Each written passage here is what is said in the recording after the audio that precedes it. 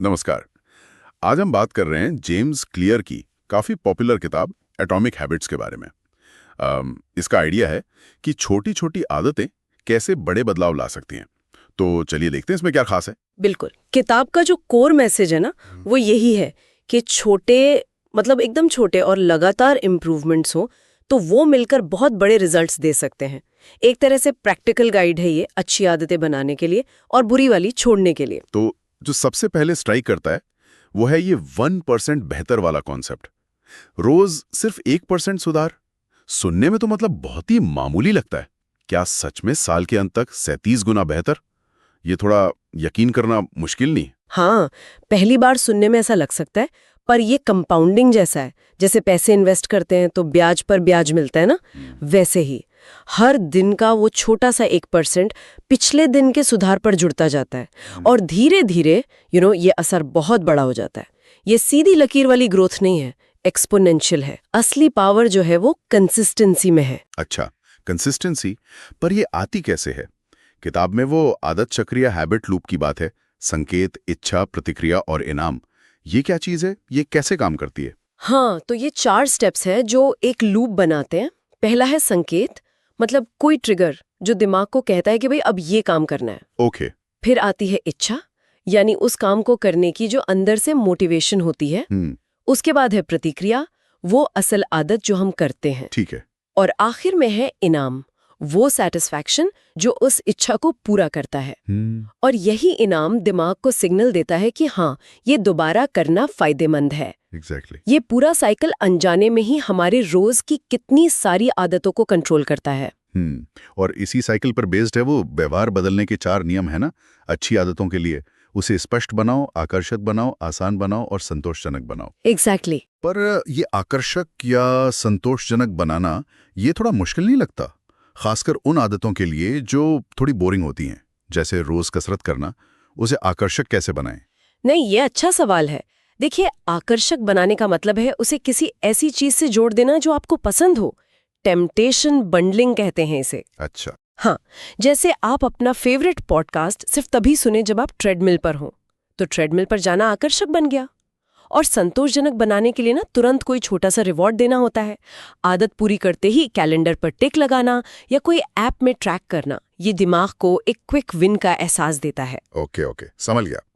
और बुरी आदतों के लिए इन्हीं नियमों को बस उलट देना है? हाँ बिल्कुल, उन्हें अदृश्य बनाओ, अनाकर्षक, मुश्किल और असंतोषजनक। इसमें कुछ स्ट्रेटजीज भी हैं, जैसे आदत स्टैकिंग का जिक्र है।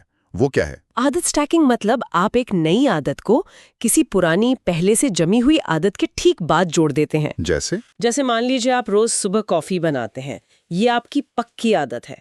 तो आप तय करते हैं कॉफी बनाने के ठीक बाद मैं 1 मिनट मेडिटेशन करूंगा।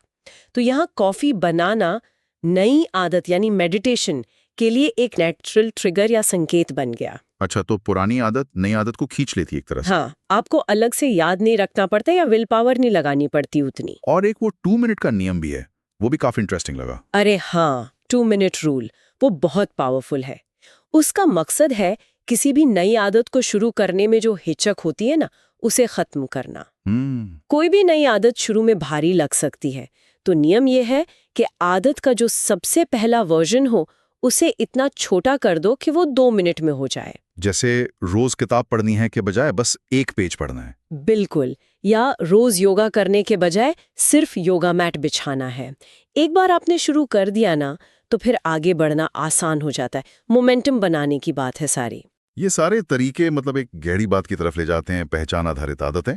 किताब कहती है कि सिर्फ रिजल्ट पर फोकस करने से बेहतर है अपनी पहचान बदलना। जैसे मुझे वजन कम करना है की जगह ये सोचना कि मैं एक हेल्दी इंसान हूं। ऐसा क्यों? क्योंकि देखिए, हमारा जो व्यवहार है ना, वो अक्सर हमारे सेल्फ इमेज, हमारी पहचान का ही एक रिफ्लेक्शन होता है। जब आप सिर्फ लक्ष्य पे ध्यान देते हैं तो बदलाव एक भारी काम लगता है। पर जब आप अपनी पहचान ही बदल लेते हैं कि मैं ऐसा व्यक्ति हूं जो रोज पढ़ता है, या मैं ऐसा व्यक्ति हूं जो अपनी सेहत का ध्यान रखता है, तो वो आदतें आपके वजूद का हिस्सा बन जाती हैं। आप वो काम इसलिए नहीं करते कि आपको करना पड़ रहा है, बल्कि इसलिए कि आप वैसे ही हैं। ये बदलाव अंदर से आता है और ज्यादा टिकाऊ होता है। सही कहा। और इसमें माहौल का कितना बड़ा रोल है? किताब कहती कि माहौल अक्सर इच्छा शक्ति से ज्यादा ताकतवर होता है। ओ बिल्कुल, ये बहुत बड़ी बात है। हम अक्सर सोचते हैं कि हम में डिसिप्लिन की कमी है, पर असल में शायद हमारा माहौल ही हमारी अच्छी आदतों को सपोर्ट नहीं कर रहा। मतलब अपने आसपास का माहौल ऐसा बनाइए कि सही काम करना आसान हो जाए और गलत काम करना मुश्किल। जैसे अगर फल ज्यादा खाने हैं तो उन्हें सामने काउंटर पर रखें, अगर टीवी कम देखना है तो रिमोट को किसी दराज में रख दें। अच्छी आदतों के संकेत सामने रखें, बुरी आदतों के हटा दें। माहौल को डिजाइन करना विल पावर पर निर्भर रहने से कहीं ज्यादा इफेक्टिव है। और एक और कॉन्सेप्ट था अव्यक्त क्षमता का पठार या प्लेटो ऑफ लेटेंट पोटेंशियल, कि कई बार हम मेहनत करते रहते हैं पर रिजल्ट्स दिखते नहीं। ये तो काफी डिमोटिवेटिंग हो सकता है। हाँ, और यहीं पर ज्यादातर लोग हार मान लेते हैं। वो सोचते हैं कि उनकी मेहनत बेकार जा रही है, पर सच ये है कि प्रगति सीधी रेखा में नहीं होती। शुरू में काफी समय तक छोटे छोटे सुधार अंदर ही अंदर जमा होते रहते हैं, बिना किसी बाहरी संकेत के। फिर अचानक एक पॉइंट आता है, एक थ्रेशोल्ड पार होता है और नतीजे दिखने लगते हैं। इसीलिए किताब कहती है कि सिर्फ लक्ष्यों पर फोकस मत करो, एक अच्छे सिस्टम पर फोकस करो। सिस्टम मतलब आपकी रोज की प्रक्रियाएं, आपकी आदतें। जैसा क्लियर कहते हैं ना कि आप अपने लक्ष्यों के लेवल तक नहीं उठते, आप अपने सिस्टम के लेवल तक गिरते हैं। अगर आपका सिस्टम मजबूत है तो रिजल्ट्स एवेंचुअली आएंगे ही। तो कुल मिलाकर निचोड़ यह है कि बड़े बदलाव रातों रात नहीं होते। ये रोज के छोटे छोटे सोच समझकर किए गए एक्शन का नतीजा है, और इन एक्शन को लगातार करने के लिए विल पावर से ज्यादा जरूरी है एक सही सिस्टम और सपोर्टिव माहौल बनाना। बिल्कुल सही कहा। किताब की जो ताकत है वो उसकी सिंप्लिसिटी और प्रैक्टिकल एडवाइस में है। हाँ, ये हो सकता है कि अगर कोई पहले से सेल्फ हेल्प जॉनर में पढ़ता रहा है तो कुछ कॉन्सेप्ट सुने हुए लगें, पर जिस तरह से क्लियर ने एक फ्रेमवर्क में पिरोया है वो काफी असरदार है। हाँ, वो तो है। जाते जाते एक विचार छोड़ जाते हैं सबके लिए सोचने को। अगर हमारा माहौल हमारी आदतों पर इतना गहरा असर डालता है जैसा कि किताब कहती है, तो हम में से कितने लोग सच में कॉन्शियसली अपने माहौल को डिजाइन करते हैं, या कहीं हम अनजाने में बस उसके गुलाम तो नहीं बने हुए? सोचने वाली बात है ना।